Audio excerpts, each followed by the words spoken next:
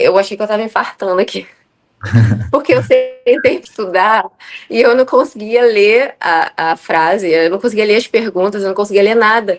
E aí eu falei, gente, acho que eu tô infartando, tendo um AVC, alguma coisa, sei lá o que aconteceu. E eu dei algumas piradas várias vezes, assim, ao longo dessa preparação, eu pirei algumas vezes. Então eu precisava tirar um tempinho para descansar. E no início eu tirava o domingo, mas depois que saiu o edital, aí eu já não tirava mais domingo. Aí já foi mais intenso. Quem está estudando muito tempo numa reta final, força demais a barra e a pessoa está pronta, mas vai mal no dia da prova, porque ela está muito cansada. Exato. Eu teve um dia que eu achei que eu estava infartando aqui. Porque eu tentei estudar e eu não conseguia ler a frase, eu não conseguia ler as perguntas, eu não conseguia ler nada.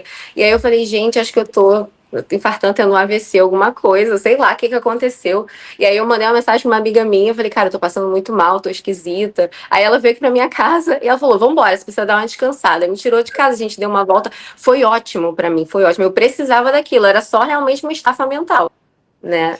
Eu tava esgotada. Então o descanso é muito importante, realmente. E depois do edital a gente dá o ritmo fica mais pesado. Mas tem que ter um descanso. Tem que ter um descanso. Eu ia falar que a longo prazo, você não consegue estudar, tipo, todos os dias sem nenhuma pausa, né? Isso é uma coisa mais para pós-edital, e assim, você tem que se dar esses momentos. A gente se cobra muito, né? Então a gente acha que, nossa, no pós-edital, se eu ficar sem estudar um dia, meu Deus, o mundo acabou, né? Sim. Mas não é assim.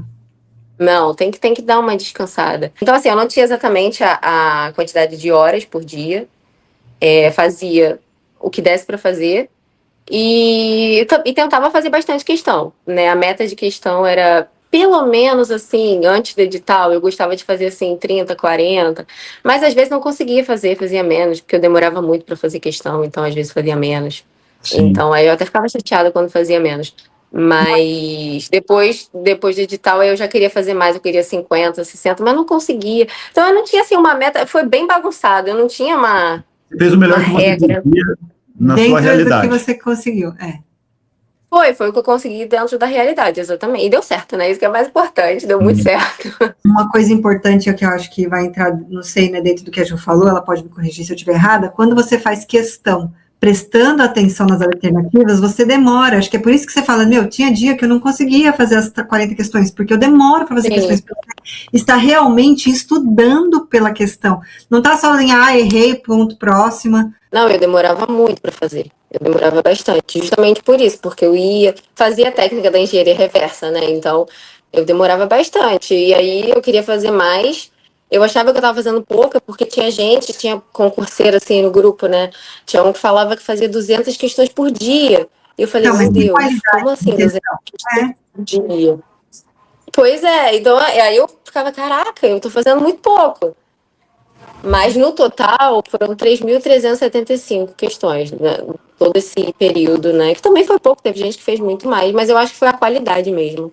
Com certeza. Sim, e a qualidade é o mais importante, né? Isso daí é um pânico geral que eu percebo, assim, sempre tem. Principalmente eu percebo isso nas mentorias VIP, que lá tem muita gente que passa e depois vai me falar isso, porque como a pessoa estuda, mesmo com as questões, ela faz 30, 40 questões com engenharia reversa, é muito, né? Ela tem uma qualidade muito.